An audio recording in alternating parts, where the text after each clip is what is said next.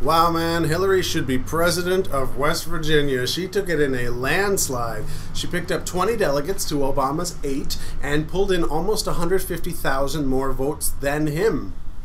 I'm going to go straight to the meat of this. Hillary will not win the pledged delegate race. Obama will have more than half of them after Oregon and Kentucky next week. So, Hillary's last stand will be on the popular vote. If she stays in, she will claim that Barack won his delegates on a technicality because more people actually voted for her. This isn't true yet, but it is possible.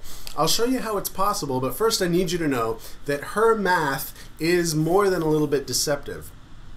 She doesn't include Iowa, or Nevada, or Maine, or Washington State. These states had caucuses, and the exact number of people isn't recorded, so all we have is a very good guess of how many people supported whom. She wants you to throw those numbers out entirely and chop Barack down by a bunch of votes.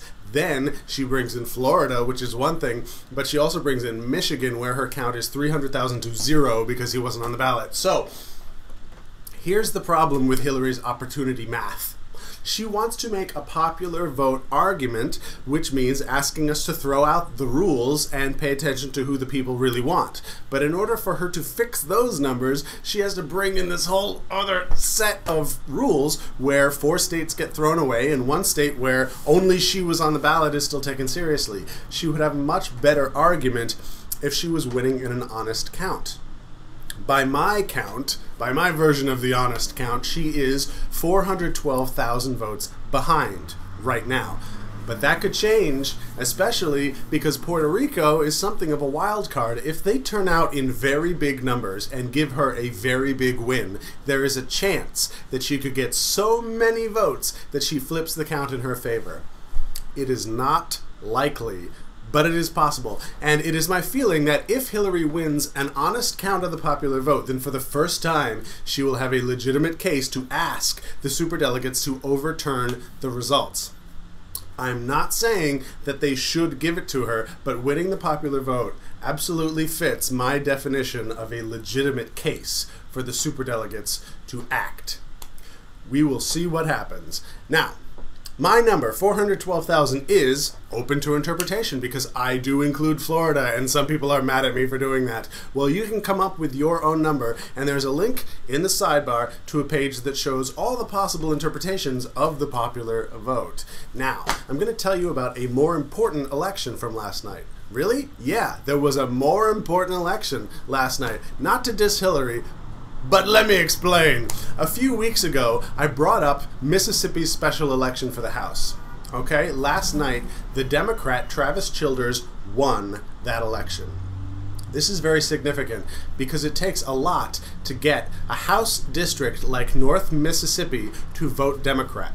This area is classified as R+10, meaning a Republican will do 10 points better here than in an average district. Well, this time the Republican lost by 8 points, suggesting a nationwide swing of 18 points toward the Democrats. And that is enough paint to paint a house blue. This is the 3rd time this year that that has happened. There was an R+5 in Illinois that the Democrat won by 6, and there was an R+7 in Louisiana. The Democrat won by 3, meaning a 10 and 11 point swing in each case. There may not be many Republicans in the House next year. The Democrats already have 36 more people. Next year, that number could be, I don't know, 70? It's hard to say where the ceiling is after last night's 18-point indicator. Finally, I'm going to show you something really exciting. First, rate my video. Next, go to the link in the sidebar for the Mississippi ad. I want you to see how the Republican lost last night. Not just that he lost, I want you to see how. He didn't make it about his actual opponent. He made it all about Barack Obama and Jeremiah Wright. Northern Mississippi got this message: Barack Obama, Jeremiah Wright, we can't trust the Democrats.